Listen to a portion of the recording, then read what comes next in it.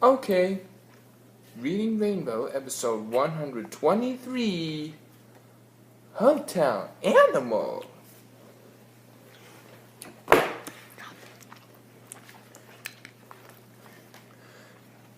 Camille and Leon Lizardo owned the local insect market. They worked long and tiring hours selling bugs and flies to their fellow reptiles. They could barely keep up the pace. So they decided it was time for a vacation. They took 2 suitcases from the closet and carefully packed them with their finest clothes. Then they closed up their market and set out on the great open road.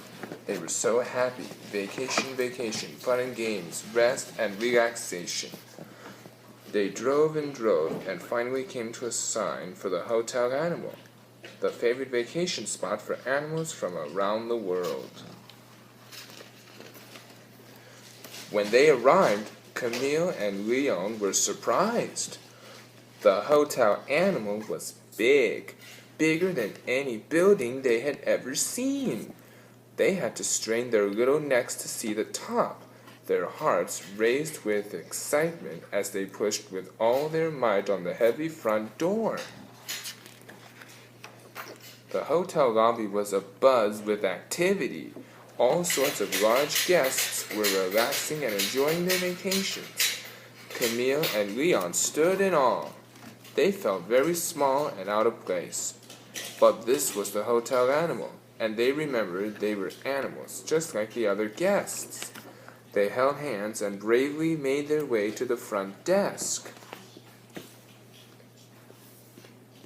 At the front desk, they were warmly greeted by Thomas, the hotel owner.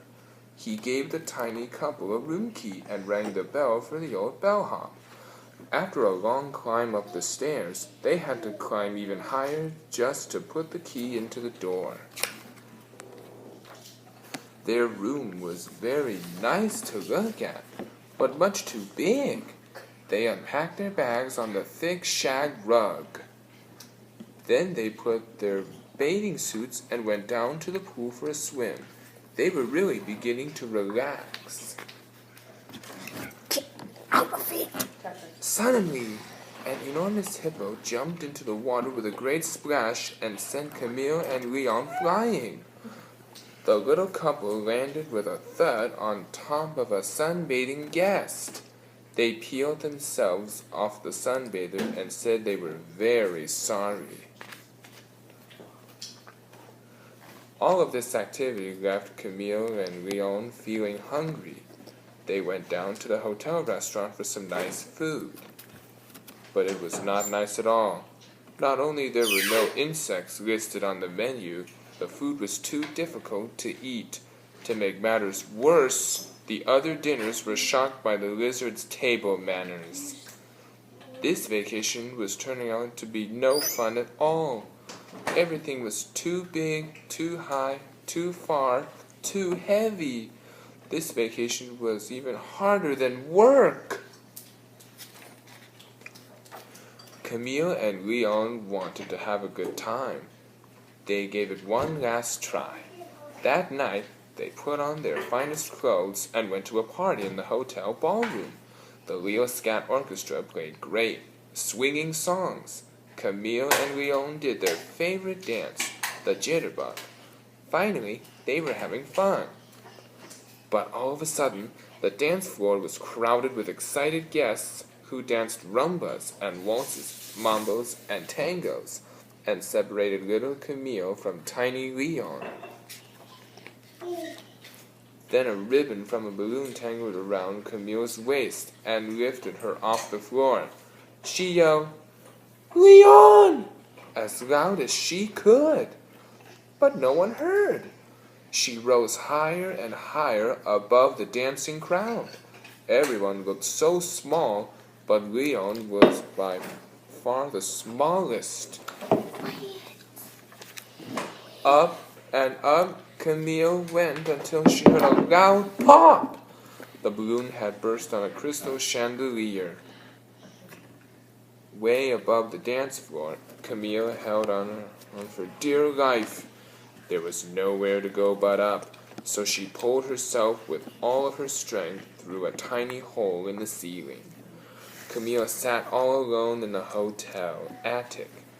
She might have been very little, but her fear was very big. After a while, her eyes adjusted to the darkness. She got up and bravely explored the musty attic. It was crowded with old and unusual things. To her surprise, she found a house. It was beautiful. If only the hotel animal were like this, she thought. She knew that Leon would love it too, but he was not there. She cried herself to sleep in a bed that fit her just right. Meanwhile, back downstairs, the music had stopped. Everyone pitched in to find the missing guest named Camille. They looked at all the places a little animal might be found, but she was nowhere to be seen. Thomas, the hotel owner, felt terrible. He would not rest until she was found. He put San Leon on his shoulder and searched every inch of the hotel animal, from the basement up on top. They searched all night. By the next morning, she still had not been found. There was one final place to look. It was a place that even Thomas, Big Thomas, was frightened of. They went through a trapdoor into the attic. The creaking noises of the old attic floor woke Camille from her sleep. She hid under the covers. Then she heard a tiny voice call, "Camille!" It was Leon. They were together again. Thomas watched a happy couple in the little dollhouse. He remembered this old dollhouse and how much fun he had playing with it when he was a cub. Wouldn't it be the perfect place for a vacation? Camille said to Leon. This gave Thomas a great idea. He lifted the dollhouse from the attic floor and carefully carried it down to the hotel lobby. He found a little piece of wood and painted a sign that read, "Hotel Animal 2." Now, whether big or small, all the animals of the world can have a grand vacation by checking into the Hotel Animal or the Hotel Animal 2. The perfect place for little Camille and Leon Lizardo. The end.